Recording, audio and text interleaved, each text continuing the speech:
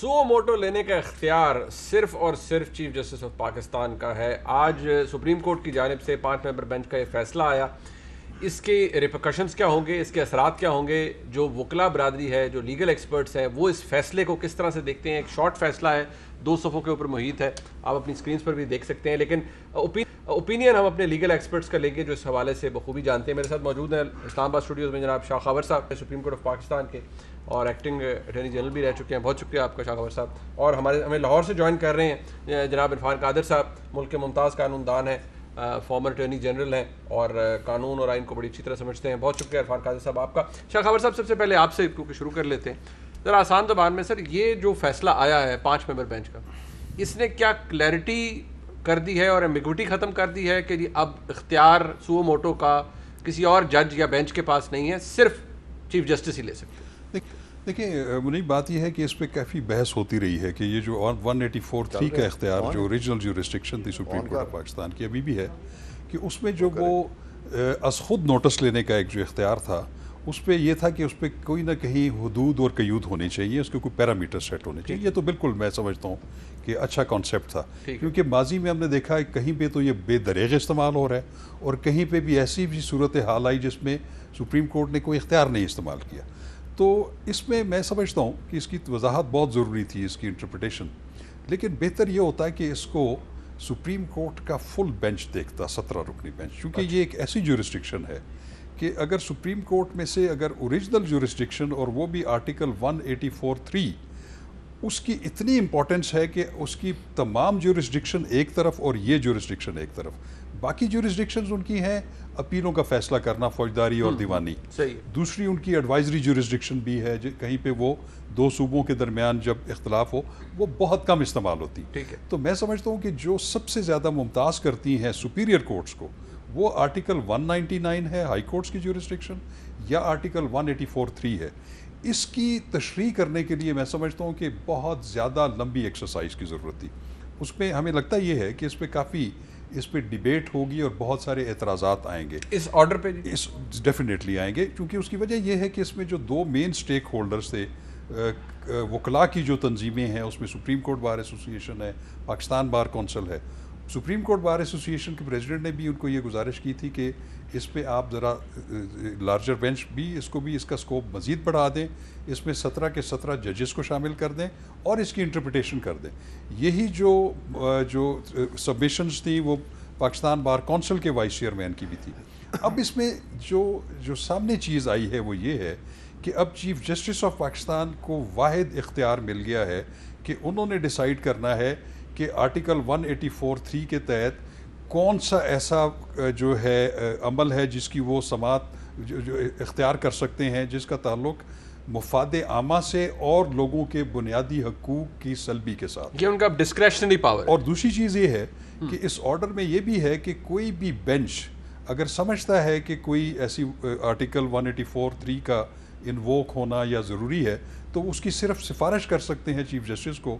آگے سے chief justice of Pakistan کی یہ ثوابدید ہے کہ وہ اس کو مانے یا نہ مانے. تو میں سمجھتا ہوں کہ یہ ایک بہت بڑا ڈیسیجن ہے جس میں جو عام جج ہے سپریم کورٹ آف پاکستان کا, اس فیصلے سے, شارٹ آرڈر سے یہ تشریح ہو گئی ہے کہ عام جج کو کوئی اختیار نہیں ہے کہ وہ کسی بھی قسم کی ایسی صورتحال کا از خود نوٹس لے. صرف بینچ تک اس کو محدود کر دیا گیا ہے, اور بینچ کی بھی جو سفارش ہے اس کا سول اختیار جو ہے وہ ثوابدیدی اختیار چیف جسٹس آف پاکستان کو دے دیا گیا. تو میں سمجھتا ہوں کہ یہ ایک بہت بڑا فیصلہ ہے, اس کی ریپرکشنز اپنے طور پر ہوں گی, اور پھر اس میں دیکھا جائے گا کہ کیا جو لیجسلیچر کی جو منشا تھی جب یہ کانسٹیٹیوشن بنایا گیا, تو وہ آرٹیکل 184(3) کا جو اختیار دیا گیا تھا, کیا وہ صرف اس لیے تھا کہ اس میں کوئی جج یہ اختیار استعمال نہیں کر سکتا, صرف چیف جسٹس آف پاکستان کا یہ سول جو ہے یہ ڈسکریشن ہے. تو میں سمجھتا ہوں کہ اس پہ آگے بہت مزید بحث ہوگی اور اس کے اوپر جو ہے بہت سارے مضمرات ہوں گے اس کے. ٹھیک. اچھا, یہ جو ابھی شاہ خاور صاحب آپ بتا رہے ہیں, عرفان قادر صاحب, ایک بات اہم ہے, ایک ڈیولپمنٹ یہ بھی ہوئی کہ اس 5 ممبر بینچ نے جب ایکٹنگ چیف جسٹس جناب عمر عطا بندیال صاحب نے یہ بنایا اور پھر اس معاملے کو لیا اپنے ہاتھوں میں, وہ جو جسٹس قاضی فائز عیسیٰ والا بینچ تھا, اس کا آرڈر جو تھا اس کو ابینس میں رکھا گیا, جو کہ بہت سے میرے جیسے جو چھوٹے سے قانون کے طالب علم ہیں ان کے لیے ایک اچنبے کی بات تھی کہ ایک بڑا بینچ ایک چھوٹے 2 ممبر بینچ کے آرڈر کو ابینس میں رکھ رہا ہے اور سپریم کورٹ کے اندر یہ پریکٹس ہو رہی ہے. جو ڈیفینیشن آج بتا دی گئی ہے, جو اس فیصلے کے اندر لکھ دیا گیا ہے شارٹ آرڈر میں, کیا اس سے اچھا یا برا ہونا وہ تو ایک بات کی بات ہے, یہ بحث اب ختم ہو گئی ہے کہ اختیار سپریم کورٹ کے اندر بھی صرف چیف جسٹس آف پاکستان کا ہے, کسی اور جج کا نہیں ہے. وہ ڈیپینڈنٹ ہیں چیف جسٹس پہ کہ اگر سو موٹو بنتا ہے تو وہ انہیں لکھیں گے, بینچ لکھے گا کہ آپ اس کے اوپر سو موٹو کی اجازت دیں, اگر اختیار ہو, اگر اجازت دیں گے چیف جسٹس صاحب تو لیا جائے گا سو موٹو. سب سے پہلی بات تو یہ ہے کہ ابھی آپ نے یہ بات کی ہے کہ سو موٹو کا اختیار جو ہے وہ کس کے پاس ہوگا, کہ اگر چیف جسٹس صاحب اس کو انٹرٹین یعنی وہ سمجھیں گے تو پھر معاملہ رجسٹرار کو جائے گا, پھر وہ بینچ کانسٹیٹیوٹ کریں گے. تو یہاں تو سو موٹو والی بات ہی کوئی نہیں ہے, کیونکہ یہاں پہ تو بینچ لگا ہوا تھا اور درخواست آئی ہے صحافیوں کی طرف سے, تو سو موٹو کیسے ہو گیا؟ سو موٹو تو وہ ہوتا ہے جو آن ہز اون کوئی لے لے. تو ان کے پاس جب یہ معاملہ آیا, آج ایک درخواست آئی, درخواست کا تو کہیں آئین میں نہیں لکھا نا کہ وہ ان رائٹنگ آئے گی یا وہ اورل آئے گی, لیکن بعد میں اس کو آپ ریڈیوس تو کر سکتے ہیں رائٹنگ میں. تو جب وہ آ گئی اور انہوں نے رجسٹرار کو کہہ دیا کہ آپ اس کو ہمارے پاس لے آئیں, تو اس کے بعد وہ کمپلائنس تو ہو گئی کہ رجسٹری کے تھرو آئے. اب سوال یہ ہے کہ آئین میں جو 184(3) کی جورسڈکشن ہے وہاں پہ لفظ سپریم کورٹ ہے, چیف جسٹس تو ہے ہی نہیں. تو اگر کوئی پاسٹ پریکٹس یا رولز میں کوئی ایسی بات ہے تو وہ رولز یا پاسٹ پریکٹس تابع ہوگی سپریم کورٹ کے. تو اگر وہ بینچ سپریم کورٹ تھا, خواہ وہ 2 ججوں کا بینچ ہو, خواہ 4 کا, 6 کا, 10 کا, وہ سپریم کورٹ تو ہے. تو اگر وہ سپریم کورٹ تھا تو کون سی اتنی بڑی بات ہو گئی تھی کہ انہوں نے اگر ایک نوٹس کر دیا تھا تو وہ سن لیتے تو کیا ہو جاتا, کوئی یعنی انصاف کی جو دیوی ہے اس کا کوئی جو بیلنس ہے وہ ڈول جاتا. ایسی تو بات نہیں تھی. تو لہٰذا جیسے ابھی ہمارے خاور صاحب فرما رہے ہیں وہ صحیح فرما رہے ہیں کہ یہ معاملے جو تھے یہ فل کورٹ کے ایڈمنسٹریٹو سائڈ پہ دیکھنے کے تھے, جوڈیشل سائڈ پہ دیکھنے کے نہیں تھے. اور جیسے آپ نے اپنے سوال میں پوچھا کہ کیا ایک بینچ جو ہے وہ دوسرے بینچ کے خلاف ایک آرڈر کر سکتا ہے, تیسری بات یہ ہے کہ یہاں پہ ایک کوشش یہ کی گئی ہے کہ یہ فائز عیسیٰ جو ہیں وہ کیس نہ سنیں. تو اس کا مطلب ہے کہ یہ ریکوزل کو انووک کیا گیا ہے. ریکوزل کا پرنسپل یہ ہے کہ وہ جو جج سن رہا ہوتا ہے وہ ڈیسائیڈ کرتا ہے کہ میں نے اس پہ بیٹھنا ہے کہ نہیں بیٹھنا. ریکوزل کے پرنسپل پہ کوئی دوسرا جج یا دوسرا بینچ نہیں کہہ سکتا کہ ایک جج کو وہاں سے ہٹا دیا جائے. اور پھر یہ آرڈر میں ایک عجیب سی بات کی گئی کہ جی یہ تو کنٹینیوٹی ہے اس آرڈر کی اور ان پروسیڈنگز کی. تو یہ کیا کنٹینیوٹی ہے؟ یہ تو پورا ایک نیا بینچ بیٹھا ہے.